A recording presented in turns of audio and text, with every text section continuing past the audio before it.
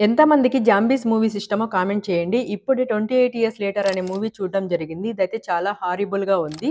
So, story ఏంటంటే 28 ఏళ్ల కింద యూకేలో రేజ్ వైరస్ వచ్చి చాలామంది జాంబీస్‌లాగా మారిపోతారనమాట. అయితే కొంతమంది ఉంటారు కదా! ఇన్ఫెక్ట్ అవ్వని వాళ్ళు ఎలాగైనా సర్వైవ్ అవ్వాలి అనుకుంటారు. అయితే మెయిన్ ల్యాండ్ సర్వైవ్ అవ్వడం కష్టమైపోయి దానికి దగ్గరగా ఉన్న ఒక చిన్న ఐలాండ్‌లో అయితే బతుకుతూ ఉంటారనమాట. కానీ అక్కడ ఏవి రిసోర్సెస్ లేనందువలన మెయిన్ ల్యాండ్‌కి వచ్చి వెళ్ళడం స్టార్ట్ చేస్తారు. అయితే రీసెంట్‌గా జేమీ అనే వ్యక్తి బయట ప్రపంచంలో ఎలా సర్వైవ్ అవ్వాలి, అలాగే జాంబీస్‌ని ఎలా చంపాలి అనే ట్రైనింగ్ ఇవ్వడానికి తన 12 ఏళ్ల కొడుకైన స్పైక్‌ని తీసుకొని మెయిన్ ల్యాండ్‌కి వస్తాడు. పాపం ఫస్ట్ టైమ్ ఆ బయట ప్రపంచాన్ని చూడడం వల్ల ఆ బుడ్డోడికి చాలా అంటే చాలా డౌట్స్ ఉంటాయన్నమాట మైండ్‌లో. ప్రతి ఒక్క డౌట్‌ని వాళ్ళ నాన్నతో అడగడం వల్ల వాళ్ళ నాన్న ఏదో ఒక సమాధానం చెప్పి తప్పించుకుంటూ ఉంటారనమాట. ఆ ఆన్సర్స్‌కి ఆ బుడ్డోడికి సాటిస్ఫాక్షన్ అనేది ఉండదనమాట. తర్వాత కొన్ని రోజులకి ఐలాండ్‌కి తిరిగి వెళ్ళిపోతారు. వెళ్ళిపోయిన తర్వాత మరి ఆ బుడ్డోడు ఏమనుకుంటాడో ఏంటో వాళ్ళ అమ్మని తీసుకొని ఐలాండ్ వదిలేసి మెయిన్ ల్యాండ్‌కి పారిపోయి వస్తారనమాట. తర్వాత ఏం జరిగింది? స్పైక్ వాళ్ళ అమ్మని తీసుకొని ఐలాండ్ నుంచి ఎందుకు పారిపోయి వచ్చాడు? అసలు మెయిన్ ల్యాండ్‌లో ఏం జరిగింది? బయట ప్రపంచం గురించి తనకున్న క్వెషన్స్ ఏంటి? నిజంగా వాళ్ళ నాన్న చెప్పేది అబద్ధమా? లేకపోతే వాళ్ళ నాన్న ఏదైనా దాస్తున్నాడా? ఇంతకీ ఈ బుడ్డోడు స్పైక్‌కి ఉన్న ప్లాన్ ఏంటి? వీళ్ళమ్మతో అసలు ఆ మెయిన్ ల్యాండ్‌లో బతకగలడా? లేదా? అనేది చివరికి ఈ ఫ్యామిలీ మొత్తం అంతా కలిసిందా? లేదా? అని మీరు సినిమా చూసి తెలుసుకోవాల్సి ఉంటది.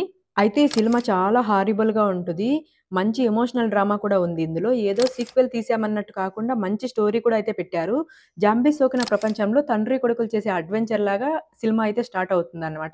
అలాగే రిలేషన్స్ కూడా బాగా చూపిస్తారు. లైక్ తల్లి కొడుకుల రిలేషన్‌షిప్ కానీ, అలాగే తండ్రి కొడుకుల మధ్య ఉండే రిలేషన్ కానీ బాగా చూపిస్తారనమాట. జాంబీ హారర్ అయితే భయపెట్టేలా ఉంటదనమాట. ఈ 28 సంవత్సరాలు జాంబీస్ బాగా డెవలప్ అవుతాయి. సో, ఆల్రెడీ స్పీడ్ జాంబీస్ అనమాట. దీనికి తోడు అప్‌గ్రేడెడ్ కూడా తోడవ్వడంతో ఇంకా చాలా డేంజరస్‌గా అయితే మారిపోయుంటాయన్నమాట జాంబీస్. ఇక పెర్ఫార్మన్స్ వైస్ అందరూ బాగా చేస్తారు. జోడీ కోమర్ కానీ, ఎరన్ టెల్లర్ జాన్సన్ కానీ, అలాగే అలిఫ్ విలియమ్స్ కానీ చాలా అంటే చాలా చేశారన్నమాట యాక్టింగు. హైలైట్ వచ్చేసి ఈ స్పైక్ బుడ్డోడన్నమాట. ఇతని యాక్టింగ్ అయితే ఎక్స్‌ట్రార్డినరీగా ఉంటది. సెకండ్ హాఫ్‌లో తనకి, జోడీ కమర్‌కి మధ్య వచ్చే సీన్స్ అయితే చాలా బాగా ఎమోషనల్ చేస్తాయన్నమాట.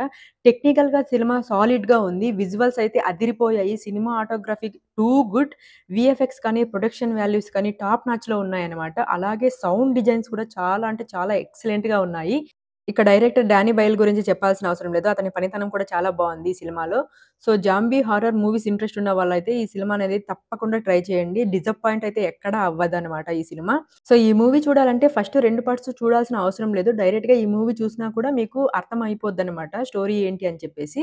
సో, ఎవరికైతే జాంబీస్ అనేవి ఇంట్రెస్ట్ ఉంటాయో వాళ్ళు కంపల్సరీగా ఈ సినిమా అనేది ఒకసారి ఎక్స్‌పీరియన్స్ చేయాల్సిన సినిమా.